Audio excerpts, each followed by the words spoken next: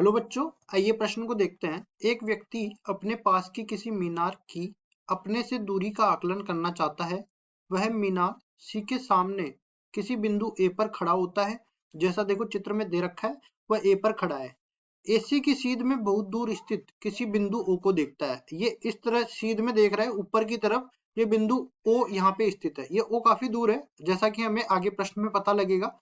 फिर वह एसी के लंबवत 100 मीटर दूर स्थित बिंदु बी तक चलता है।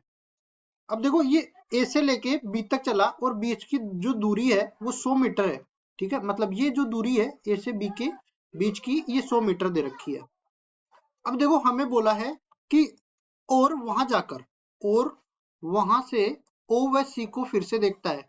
ओ यहाँ पे है, सी यहाँ पे है। अब उसकी स्थिति बी पर है, क्योंकि ओ बहुत अधिक दूरी पर है।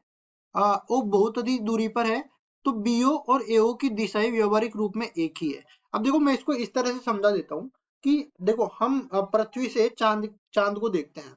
तो कहीं पे भी जाके देखो, बीच में चाहे 1 किलोमीटर, 10 किलोमीटर, 15 किलोमीटर, 1000 किलोमीटर का फर्क करके देख लो, हमें चांद की दूरी बिल्कुल ऊर्ध्वाधर ऊपर की ओर दिखती है। ठीक है, वहां पे ऐसा नहीं होता कि किसी कोण पर हमें चांद दिखे। ठीक है, तो हम लोग ये मान के चलते हैं कि काफी अधिक दूरी पर हमें कोई भी बिंदु जो है वो उसी स्थिति पर दिखता है। ठीक है, ये इस तरह से हमें समझाना चाह रहा है। उसके बाद हमें देखिए बीओ और ये हमने पढ़ लिया। लेकिन वह पाता है कि सी की दृष्टि रेखा मूल दृष्टि रेखा के सापेक्ष थीटा बराबर 40 डिग्री के पर घूम गई है। अब देखो यहाँ पे ये ए जो है बिल्कुल सामने, बिल्कुल ऊपर की ओर देख रहा था, तब उसको सी दिख रहा था। लेकिन अब वो बी पे है, यहाँ पे नहीं दिखेगा, बल्कि उसको थोड़ा सा थीटा कोण घूमने के बाद यहाँ पे सी यहाँ पे दिखने वाला है। और थीटा का मान 40 डिग्री दे रखा है, और थीटा को बोला गया है कि ये लंबन कोण है। उसकी मूल स्थिति ए से मीनार सी की दूरी का आकलन कीजिए। मतलब ए सी हमें निकालना है। प्रश्न को हल करने से पहले इसकी मुख्य अवधारणा के बारे में चर्चा कर लेते हैं। तो यहाँ पे हम लोग लिखते हैं मुख्य अवधारणा। मुख्य अवधारणा में हम लोग लंबाई और ऊंचाई, दूरी और लंबाई के बारे में कुछ देखने वाले हैं। तो यहाँ पे त्रिकोणमिति में सूत्र होते हैं। एक अगर समकोण त्रिभुज है इस तरीके का, ये कोण मैं अगर थीटा मान लूं और इसको नाम दे दूं एबीसी, तो देखिए इसमें हम लोग टेन थीटा का मान निकाल सकते हैं। अगर मेरे को ए बी और बीसी के बीच में संबंध स्थापित करना है तो टेन थीटा का उपयोग करना पड़ेगा, जो कि होता है लंब बटा में आधार के बराबर। लंब जो है अपने पास थीटा की सम्मुख भुजा होती है, जो कि इसमें दे रखी है ए बी के बराबर।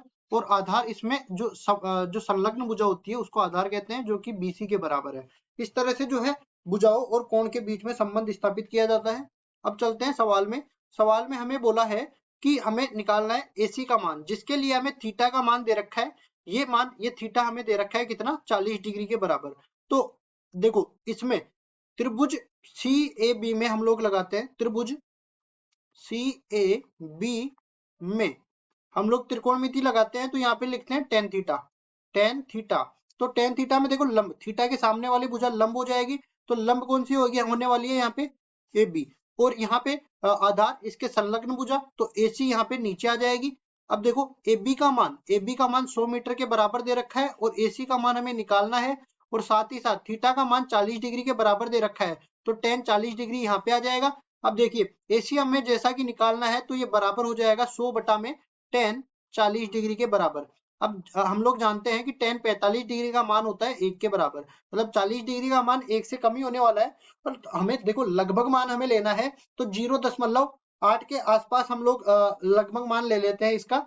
100 बटा में 0.8391 लगभग इसका मान होता है। तो देखिए यहाँ से एसी का मान बराबर हो जाएगा 119.17। और इसकी देखो क्योंकि ये मीटर में है, तो ये जो एसी की लंबाई है या फिर मीनार की ऊंचाई जिसको बोल सकते हैं, ये भी मीटर में ही होने वाली है। तो यहाँ पे मीटर लिखेंगे और इसको लगभग मान लेते हैं 119 मीटर के बराबर। मतलब मीनार की जो ऊंचाई है, या फिर बोल सकते हैं कि सी बिंदु की उस व्यक्ति से जो दूरी है वो 119 मीटर के बराबर आ जाएगी। और यही हमें निकालनी थी, तो 119 मीटर हमारा उत्तर हो जाएगा। आशा करता हूँ ये सवाल आपको समझ में आया होगा। धन्यवाद।